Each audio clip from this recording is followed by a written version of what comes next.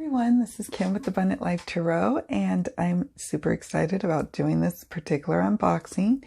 I'll explain why in a minute. We are unboxing the Muse Tarot Mass Market Edition.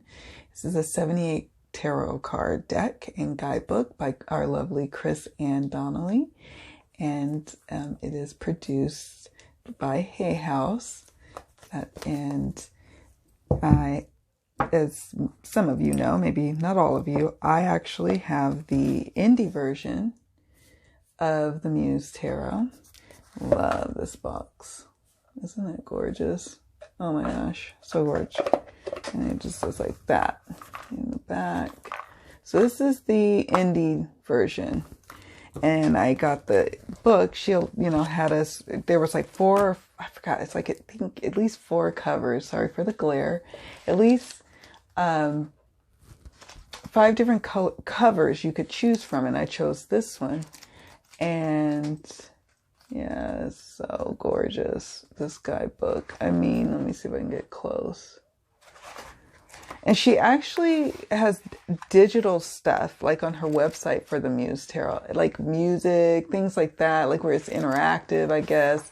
I've only like kind of quickly checked it out. I need to actually spend some time checking it out, but until I have some free time, it'll have to wait. I'll just have to deal with what's in front of me, which is this gorgeous guidebook. And I think it can be ordered. Like you can order this from the site. Again, I'm not 100% sure, so definitely check it out, It also, to that point, I'm not sure, because Hay House has picked up the Lightseers Tarot and the Muse Tarot, that perhaps maybe there is no more indie deck sales because of that relationship. I also am not 100% sure about that. I did try to do a little research, but I didn't get very far, and I didn't try very hard to try to see if she was trying to sell an indie or not, or if she was just directing it straight to the Hay House folks. And please, in the comments box, feel free to share. I'm sure other people will be curious, and I'm curious as well. I do kind of recall her mentioning that once it goes to Hay House, then they kind of will be taking over and there won't be any indie versions. So in that regard, I feel very blessed that I have the indie version as well as the mass market. And yeah, so I'm going to start unboxing this. And I wanted to say just a quick mention. I have a little collection of her decks now, originally with the Sacred Creators Oracle. Then I got these two together, and I backed them on Kickstarter and backed both of them. I thought that was phenomenal that she was able to crank out 2 decks, and there were delays, as projects would have delays. But I loved how informed she kept us. She's a great lady in terms of how she handles her projects from start to finish. And that, at least in my personal experience, and even with the whole 10 of Swords controversy, you can definitely check out my Lightseers Tarot videos. Even with that going on, she still carried herself with the utmost grace, and I just really appreciate that. So I am a huge supporter of her decks. Whenever they come out, I'm probably going to get them, so that's just what it is. It's just what it is. So I just have to say all that because it matters. It counts. And yeah, I use this a lot more than I use this because, again, of the original 10 of Swords. This one is signed by Chris Anne. And I use this particular one, this copy, for my personal readings, for myself, or maybe for my spouse, or just the loved ones. Because I rarely would use it for, but I use this one all the time for client readings and just readings that I want to grab off the shelf and I'm like inspired to use her deck that day. So that's the reason why I'm excited, because I have a feeling that I will be using this indie version more for myself for readings, which will be few and far between, and then this one for client readings. And I have already some designs and ideas on what kind of readings I want to use this deck for. So sorry guys, I had to say all of that because I am, like I said, a huge Chris Anne Donnelly fan. She is amazing. So if you haven't checked out her decks, check them out. I love reading with all of them. And the mass market, yeah, there was also some issues with the Light Seers Tarot when Hay House first produced them, but that was not Chris Anne's fault. That was, you know, that happens in production. So I've heard they fixed those issues. My deck did have some slight issues, but I didn't really care. I was like, I'm riffle shuffling, overhand shuffling. So they took the mass market takes a beating, but now I can trust that I can get another copy. So yay! So I'm super excited today. So excited. So I'm going to go ahead and unbox finally. And what I did, just so you guys know, is I took out and sorted the cards from the Muse Tarot, from the, the indie version. So we could take a look and see if we see any variances with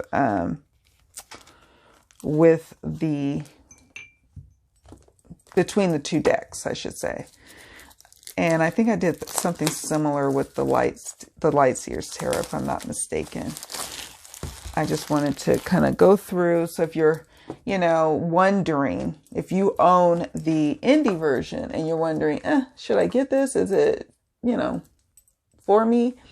Hopefully this video will help you be able to make an informed decision one way or the other. Maybe you're like, I don't need it. I don't need it. Or some people be like me who just know that they want to save this one and kind of keep it from use. And I'll show you why. I mean, look at the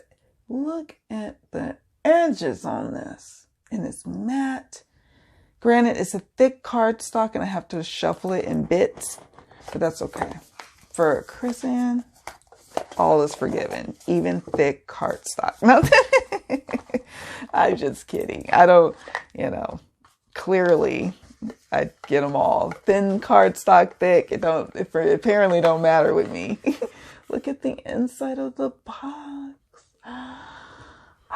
It says, there is magic in truth. There is truth in my veins, where my blood speaks and soothe, and my mind has no reins. Oh my gosh. Hay House, Chris Anne. And this is cute. I like that little motif.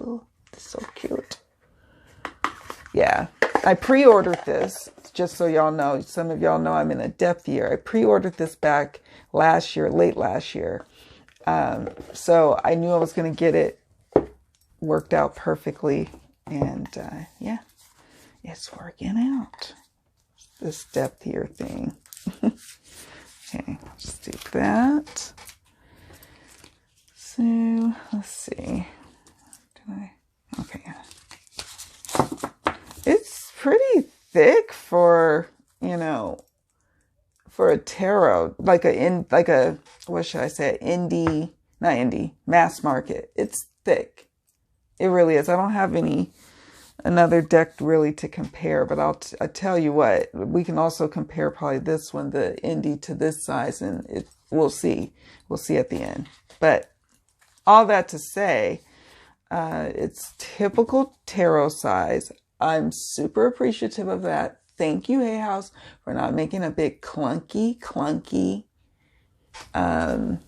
deck. I hate big old square 78 plus card tarot decks. It bothers me. Now, some I'll forgive and I'll allow it. No, I'm just kidding. I will, get over it. But I really don't want to have to get over it. I just prefer the standard tarot size. I'm just being a little busy right now too, by the way. Oh, sorry. I'm going to have to decline my husband's call. Probably going to have to go. He's probably going to want to talk about dinner. So I may have to cut and come back so I can be at peace. This is important to me. I don't want to mess it up. Okay. The issues that were going on with the Light Seers mass market doesn't appear to be going on here, which I'm appreciative of as well. I'll show you the backs. If I'm looking at it with the naked eye, and you may not be able to see the difference, but it's slightly more saturated or darker here. There's some different little kind of, they have the same kind of different like off shading there, for lack of a better artistic term for me. But that doesn't bother me. I think that's part of the design. But on the mass market, it kind of could look a little splotchy versus like here in the indie. It's just more blended. But that's just splitting hairs, really. So yeah, and you can do reversibles, I believe. So that's cool. It's really pretty. Really pretty. All right, so let's go through these cards. Oh my gosh! Look, before we do, we're gonna play with the guidebook in a little bit, but look at the guidebook. And I'm so proud of myself. I must have intuitively knew that I was gonna be coordinating with one of my decks. I just didn't know. I was a little worried after I got the book when I had this one, because there was also covers that you could pick that look more like this design. But then now, nope. Because sometimes I'm going to still be called to use the big chunky one. And yeah. Oh my goodness, I'm excited. All right, let me put those over here. Let me bring you guys down here. So we have, okay, and it's actually, the Hay House one is bigger than, slightly, not much. A hair, you can't even tell, but a hair. And it's the Fool. Okay.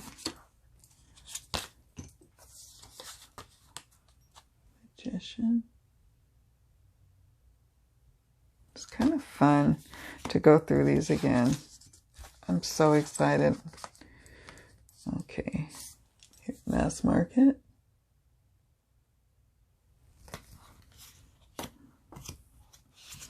Okay. There was some kind of issue with the Empress. I forgot what it was. Oh, it put number 2 as the Empress, when actually that's the High Priestess. But I kept them up in there because I'm a weirdo. Like, if there's extra cards, I put them in there. And if it's like, if they pop up in the reading, then like twice, it was meant to come up twice, because there's some 2 different kinds of ways to look at that particular Empress card, for example. So yeah, so I have both in the indie, and then here is the one that she went with. She went with, obviously, the corrected one. So I'll put you guys here. All right. I'll try and go through these faster, because I always have the guidebook to glance at. The Emperor.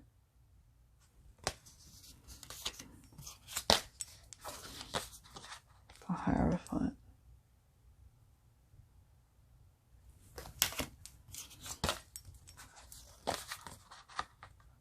The Lovers. Oh, I love that. If you're into modern decks, this is it. And you can edge the Hay House one too if you want in a pretty color. So you can make it really your own in that way. The Chariot, NG, Chariot, mass market. We have the Strength card. Hold on a sec. The Strength card. I knew he was going to do that. He's going to have to wait. I'm going through this video, damn it. We've been on like, what, week 3 of the quarantine self-isolation thing? You gonna give me my space? No. The Hermit. I didn't put up the right sign though. I should have put up the sign on my door that says I'm like, I have one that's like basically when I'm doing client sessions, and then one where it's like I'm doing YouTube videos, and they can, there's 2 signs. They can come in if it's me doing YouTube videos, but I don't want to interrupt this flow right now. So that's the sign I have up. It's the one if I'm doing like videos or just kind of doing some non-client reading stuff, non-client recordings and things. So this over here is still the mass market. This is still the indie. Trying to just get through those. And I don't know. We might go through some. I usually do a full flip through, but if you have seen, if you go to the Muse indie version, my original Muse unboxing, you're going to see all the cards. I went through all of them. So check. I think I'm just going to go through some of the highlights from the suits.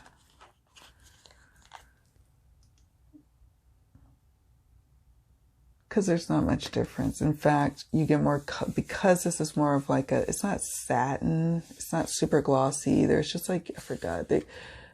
If you have the light sears, it's similar kind of texture, but better. It's bendier. It's just, it feels better in the hand this time. Better than the light sears. Way better than any of the tarot decks that Hay House has ever made, in fact. I'm very happy. Temperance. The Devil.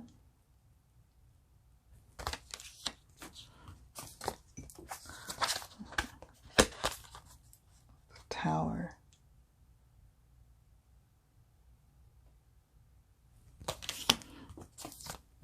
The Star. And I really enjoy, I do enjoy shuffling the mass market light sears more than the indie version.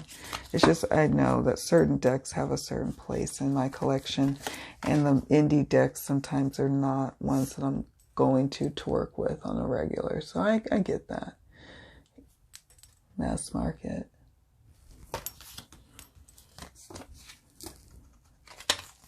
Here's the Sun.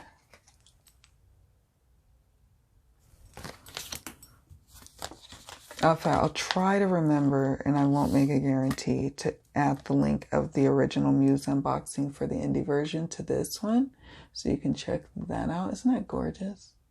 So you can check that out. That's the Awakening. That is the Judgment card. Just gorgeous. In the World of Cosmos.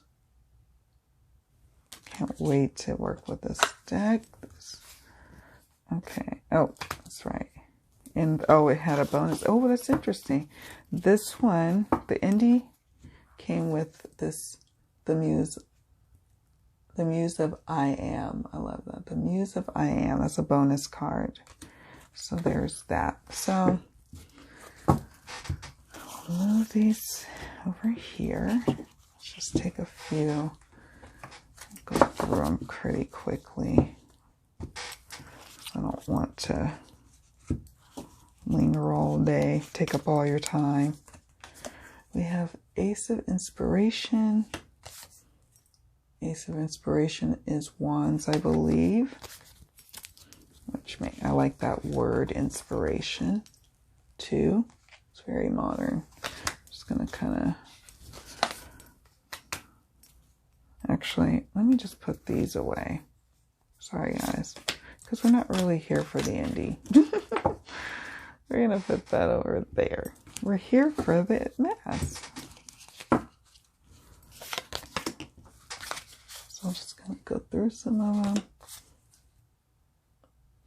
That's the Three of Wands, Three of Inspiration. Interesting. 4. Love that. 5. Very modern. 6. Okay. It's 9 of Wands. 10. Page. Knight. Queen. And Muse, which is like the king. Okay. We always need to look at the aces. So Ace of Emotions or Ace of Cups. 2 of Emotions. 3. I like the 4. And then I'll kind of go through them fast here. Now, you know what's interesting? Yeah, I guess I could see that. Here's 6. At first I was like, I'm not feeling it. But I see what's going on. She's kind of reminiscing. 7 of emotions. So it's important to see the 8 of Cups or 8 of emotions. Love that. Here's 10. Page of emotions. Knight of emotions. Queen of emotions. Muse. All right, so the voices are swords, I believe. 2 of voices. Interesting. It's like, which way do I go? 3 of voices. 4. 5. 6. 8. I love 9. That's what this cover is. So nice. 10. Or 10 of voices. I'm sure this one is not as controversial as the Lightseers. Cute little page. Knight of voices. Queen. That's a fierce Queen of Swords. Queen of voices. Muse of voices. Ace of materials. Like that too. Gorgeous 4. Oh, he's going to check out the 5 of materials, see if he can work with that, right? 8 of materials. 9. 10. Gorgeous. Page. Knight of materials. Queen. And of course the Muse of the materials. Okay. It's probably typical guidebook for Hay House, right? So we got hello Muse, and then she's got like maybe a conversation with the Muse. She does an intro. What is the Muse? I love that. Yeah. Oh, it's like a Q&A. How to use this offbeat tarot deck, which I'm definitely going to read, but not here right now. Because it is offbeat. It's, you know, there's some things that you can pick up with the Rider-Waite-Smith tradition, and there's something she made all her own, and she added a bonus card in the indie version. So she's got the meanings, and here she's got keywords, nice, a prompt, and then she goes into a deeper meaning, and then there's like a little, I don't know if it's a poem or something. Fearlessly jump into the sea of the cosmos. The spinning potentials are calling. Maybe a little foolish today, yet better done full like than stalling. So it's like a cute little poem. I like that. That goes with the Fool card, for example. So she does that throughout. I just love this little guidebook so much. But anything she touches is gold. She has acknowledgments in the back about Chris Anne. And yeah, it's all soft and matte-like. The box is nice too. So let's see how these in mass market. And I can't even really demonstrate to you with the, what do you call it? I can't really demonstrate with the indie because it's so hard to shuffle. These are probably going to be slightly difficult to shuffle. Oh, or not. I was like, oh yeah, they're going to be difficult because this is a thicker deck. It's thicker. Not like, trying to think what would be a comparison.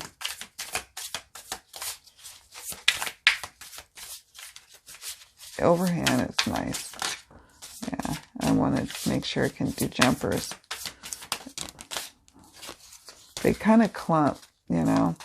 The Hay House always tends to do that for me in the beginning with their Oracle and with their Tarot now. So you just got to keep breaking them in. My Light Seers is nicely broken, even with all its challenges and issues. It's I just didn't even bother to get a new copy. People were getting extra copies, but I don't really have no business doing that, really. Let's see. Let's do a comparison.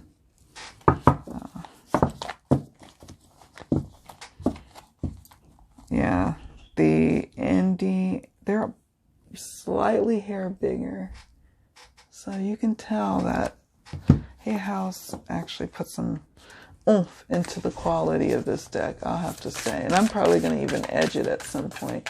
I'm kind of lazy when it comes to edging because that would require me picking out a color that's suitable. And one thing that people may or may not know about when you edge decks is that it makes the deck, for better or for worse, more thick. So if, you know, you need a card that's more thick, like thicker, like just a little harder, edging it is good. But if you like don't really want all that kind of extra thickness, then I don't know if you want to edge it, or maybe you want to really work with it for a while, let it get used up and then edge it. It'll kind of bring some life back to it anyway too. But just some things to consider with edging is what I would say. Just little tidbits. So yeah, this is the lovely Muse Tarot by Chris Anne Donnelly. Oh, look what she left us with. Look what the universe gave us. This star. Look, if we're in a hopeful time, there is hope here. There is something to look forward to. We've been through the fire. We've been through some tumultuous upheaval with the tower. And look what we've got now. Hope. Hope. All right, guys. I didn't want it to even be this super long because, like I said, I have the Muse Tarot indie version, and that one probably is long, like many of my videos. But I hope you enjoyed this one. Let me know if you have any questions in the comments section. If you love this video, please hit the like button. And if you want more videos like this or other kinds of content related to the spiritual tarot world, then definitely subscribe. All right, guys, thank you all so much for watching. Check you out later. Bye.